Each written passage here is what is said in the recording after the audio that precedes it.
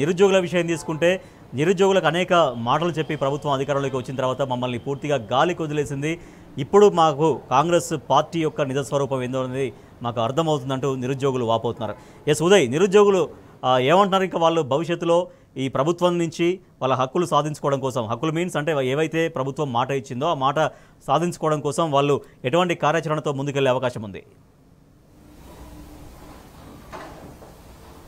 Yes Rajesh, మీరు చెప్పింది కరెక్టే. ఏదైతే నిరుద్యోగులు కొత్తగా వస్తే, కాంగ్రెస్ ప్రభుత్వం వస్తే నిరుద్యోగుల సమస్యలు తీరుతాయి, మాకు ఉద్యోగాలు వస్తాయి, జాబ్ క్యాలెండర్ విడుదల చేస్తారని కూడా నిరుద్యోగులు ఎంతో ఉత్సాహంతో కూడా వేచి చూస్తున్న తరుణంలో ఏదైతే గత కొన్ని నెలల నుండి కూడా నిరుద్యోగులకు ఈ కాంగ్రెస్ ప్రభుత్వం నిండా ముంచిందని కూడా చెప్పుకోవచ్చు. ఏదైతే గతంలో నిరుద్యోగులకు సంబంధించిన ఉద్యోగ ప్రకటన చేస్తూ విడతల వారీగా కూడా ఉద్యోగాలను ప్రకటిస్తే, కానీ ఇప్పుడు వచ్చిన కాంగ్రెస్ ప్రభుత్వం అదే ఉద్యోగాలను తీసి మేమే ఇచ్చాము, మేమే ప్రకటించామని కూడా గొప్పగా చెప్పుకున్న పరిస్థితి మనం చూస్తూ ఉన్నాం. ఏదైతే నిరుద్యోగులు మేమే అంటే నిరుద్యోగులను గతంలో ఏదైతే కొంతమంది నిరుద్యోగులను రెచ్చగొట్టి ఎన్నికల ప్రచారానికి వాడుకున్న తరుణంలో ఇప్పుడు అదే నిరుద్యోగులు ఏదైనా సమస్య చెప్పడానికి వెళ్తే మాత్రం మళ్ళీ చూస్తాం, మళ్ళీ చేస్తామని కూడా కొంతమంది పదవులు అనిపించిన వారు కూడా చెప్తున్న పరిస్థితి కనిపిస్తా ఉంది. ఏదైతే నిరుద్యోగులకు సంబంధించిన ఇచ్చిన హామీలు నెరవేర్చకపోతే మేము ధర్నాలు నిర్వహిస్తాం అంటున్నప్పటికీ ఎక్కడికక్కడ కూడా ధర్నాలు నిర్వహించే నిరుద్యోగులను అరెస్ట్ చేస్తూ వారిని ఇబ్బందులు పాలు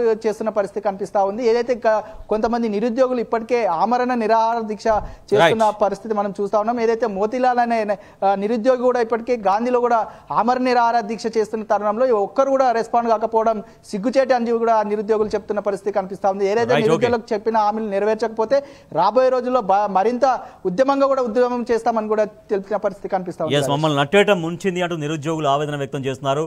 అధికారంలోకి రాగానే జాబ్ క్యాలెండర్ స్పష్టంగా ఇస్తామని చెప్పారు, బట్ జాబ్ క్యాలెండర్ కూడా ప్రాపర్గా లేదని, తర్వాత 2 లక్షల ఉద్యోగాలు అన్నారు, ఇంతవరకు ఒక్క ఉద్యోగానికి నోటిఫికేషన్ కూడా ఇవ్వలేదు అంటూ నిరుద్యోగులు ఆగ్రహం వ్యక్తం చేస్తున్నారు. వాళ్ళ దగ్గర నుంచి కూడా పూర్తిగా ఫెయిల్యూర్ మార్క్స్ సంపాదించుకుంది కాంగ్రెస్ ప్రభుత్వం.